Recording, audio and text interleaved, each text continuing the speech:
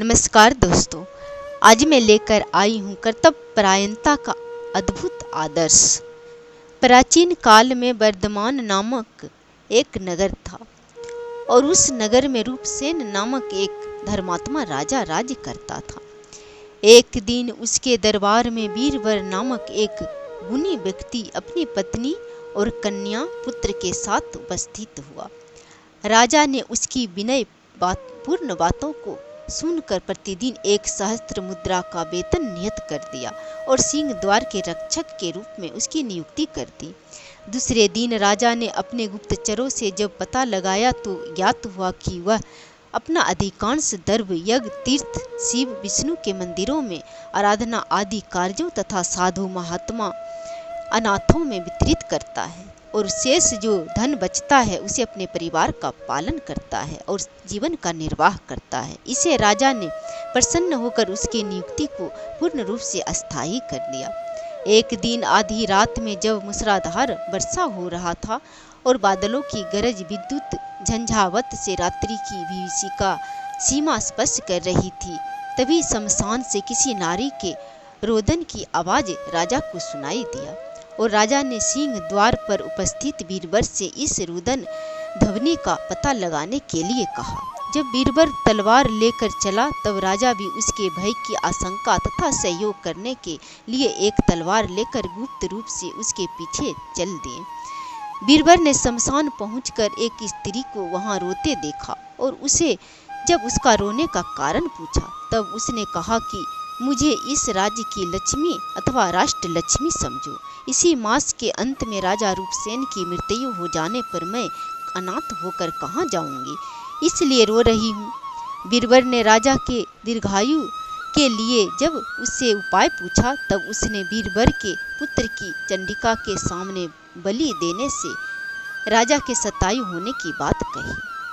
फिर क्या था, बीरबल उल्टे पांव घर लौटकर पत्नी पुत्र आदि को जगाकर और उसकी सहमति लेकर उनके साथ चंडिका मंदिर में पहुंचा। राजा भी गुप्त रूप से पीछे पीछे सर्वत्र जाता रहा। बीरबल ने देवी की प्रार्थना कर राजा की आयु बढ़ाने के लिए अपने पुत्र की बलि चढ़ा दिया।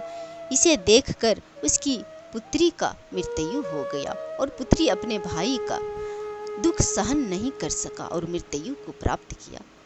तब बीरबल के पत्नी भी जा बसी और पुत्र और पुत्री और पत्नी तीनों का दाह संस्कार करके बीरबल स्वयं भी चंडिका को अपना बलि चढ़ा दिया और यह सब राजा छिप कर देख रहा था।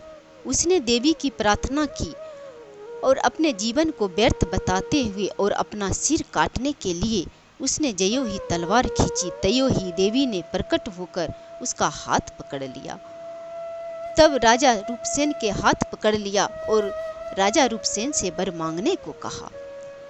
तब राजा ने देवी से परिजनों सहित बीरबल को जिलाने की प्रार्थना की। फलतः देवी ने सबको जिला दिया और राजा चुपके से वहां से चलकर अपनी अटालिका में जाकर लेट गए। इधर बीरबल भी चकित होता हुआ तथा देवी की कृपा मानता हुआ अपने पूर्ण जीवित परिवार को घर पर छोड़कर राजप्रसाद के सिंह द्वार पर खड़ा हो गया। जब राजा ने उसके वहां उपस्थित के लक्षणों से परिचित होकर उसे बुलाकर अज्ञात नारी के रुदन का कारण पूछा तब बीरबल ने कहा, राजन, वह कोई चुड़ैल थी और मुझे देखते ही अदृश्य हो गई।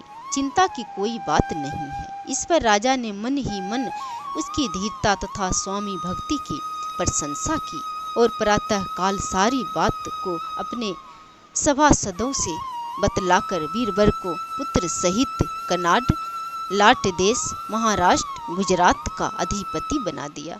उन्होंने बीरबल को अपने तुल्य ही समृद्धिशाली बनाकर अपनी मैत्री की दृढ़ता का निश्चय किया।